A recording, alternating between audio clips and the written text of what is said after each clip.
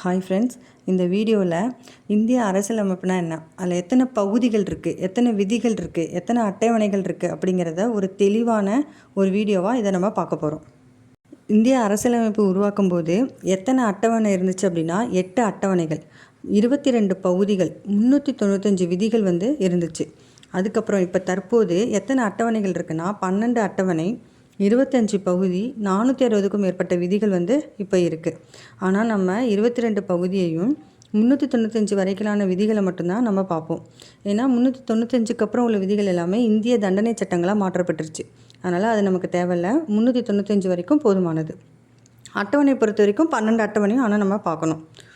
First 22 பகுதிகளையும் 395 வரையிலான விதிகளையும் நம்ம ஃபஸ்ட்டு பார்க்கலாம். பகுதியை இங்கிலீஷில் பார்ட் அப்படின்னும், விதி அல்லது பிரிவை இங்கிலீஷில் ஆர்டிக்கல்னு சொல்லுவாங்க. முகப்புரை அப்படிங்கிறது அரசியலமைப்பினுடைய ஒரு பகுதி.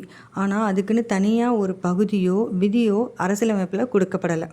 ஃபஸ்ட்டு அப்படிங்கிறது ஒன்றியமும் அதன் ஆட்சி எல்லையும். இதனோட பகுதி 1. இதனோட விதி எதுலேருந்து எது வரை வரும்னா 1லேருந்து 4 வரைக்கும் ஒன்றியமும் அதன் ஆட்சி எல்லையும் பற்றி சொல்லுவாங்க. பகுதி 2 குடியுரிமை. அதுக்கான விதிகள் விதி 5லிருந்து விதி 11 வரைக்கும் குடியுரிமை பற்றி சொல்லும். குடியுரிமையில் எத்தனை வழிகளில் நம்ம குடியுரிமை பெறுவோம், எத்தனை வழிகளில் குடியுரிமை இழப்போம் அப்படிங்கிற டீட்டெயில் ஃபுல்லாக இந்த குடியுரிமை அப்படிங்கிற பகுதியில் பார்க்கலாம். அடுத்தது பகுதி 3 அடிப்படை உரிமை. அடிப்படை உரிமைக்கான விதிகள் விதி 12லிருந்து விதி 35 வரைக்கும். இந்த அடிப்படை உரிமைகள் ரொம்ப ரொம்ப முக்கியமான பகுதி. அடிப்படை உரிமையை 6 வகையாக பிரிச்சிருக்காங்க. சமத்துவ உரிமை, சுதந்திர உரிமை, சுரண்டலுக்கு எதிரான உரிமை, சமய சுதந்திர உரிமை, கல்வி கலாச்சார உரிமை, அரசியலமைப்புக்கு உட்பட்டு தீர்வு காணும் உரிமைன்னு ஒரு 6 வகையான அடிப்படை உரிமைகள் விதி 12லிருந்து 35 வரைக்கும் இருக்குது. பகுதி 4 அரசு கொள்கையினை நெறிப்படுத்தும் கோட்பாடுகள், டிபிஎஸ்பின்னு சொல்லுவாங்க. அப்படின்னா direct principle of state policy. இதுக்கான விதிகள் 36லிருந்து விதி 51 வரைக்கும் கூறப்படுகிறது. பகுதி 4லேயே அடிப்படை கடமைகள். இந்த அடிப்படை கடமைகள் அப்படிங்கிறது அரசியலமைப்பு உருவாக்கும் போது இல்லை, 1976 42வது சட்டத்திருத்தத்தின்படி தான் இந்த அடிப்படை கடமை அப்படிங்கிறத பகுதி 4லேயேவா சேர்த்தாங்க. அடுத்தது பகுதி 5. பகுதி 5 எதை பற்றி சொல்லுது அப்படின்னா ஒன்றிய அரசு அல்லது மத்திய அரசை பற்றி சொல்லுது. அதுக்கான விதிகள் விதி 52லிருந்து விதி 151 வரைக்கும்.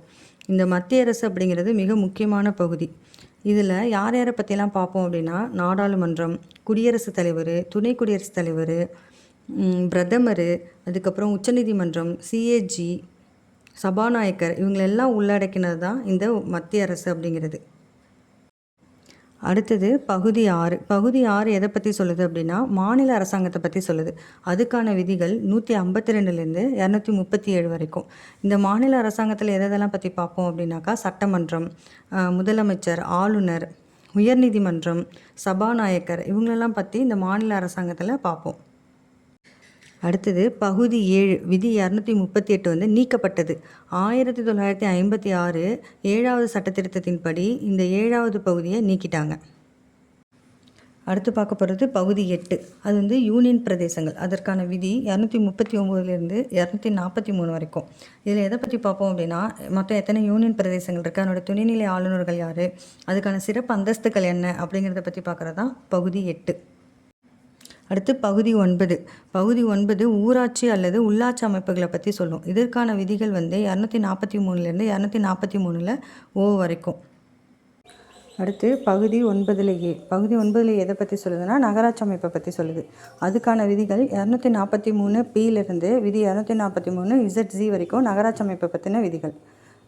அடுத்து நம்ம பார்க்க போகிற பகுதி 10 தாழ்த்தப்பட்டோர் மற்றும் பழங்குடியினர். இதுக்கான விதி 244லிருந்து விதி 244 ஏ வரைக்கும்.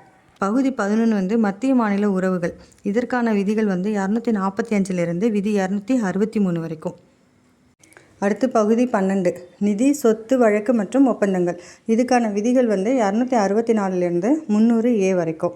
அடுத்து பகுதி 13 வணிகம் மற்றும் வர்த்தகம். இதுக்கான விதிகள் 301லிருந்து 307 வரைக்கும். அடுத்து பகுதி 14 எதை பற்றி சொல்லுது அப்படின்னாக்கா, மத்திய மாநில அரசுகளோட பணிகள், அதாவது யூபிஎஸ்சி, டிஎன்பிஎஸ்சி இந்த பணிகள்லாம் பற்றி பார்க்குறது தான் பகுதி 14.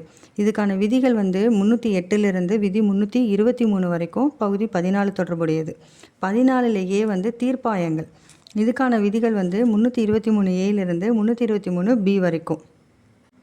இந்த பகுதி 14 அப்படிங்கிறது அரசு ஊழியர்கள் பாதிக்கப்பட்டாலோ அல்லது மற்ற காரணங்களுக்காகவோ நம்ம நீதிமன்றத்தை நாடுறது தான் தீர்ப்பாயம் அப்படிங்கிறது.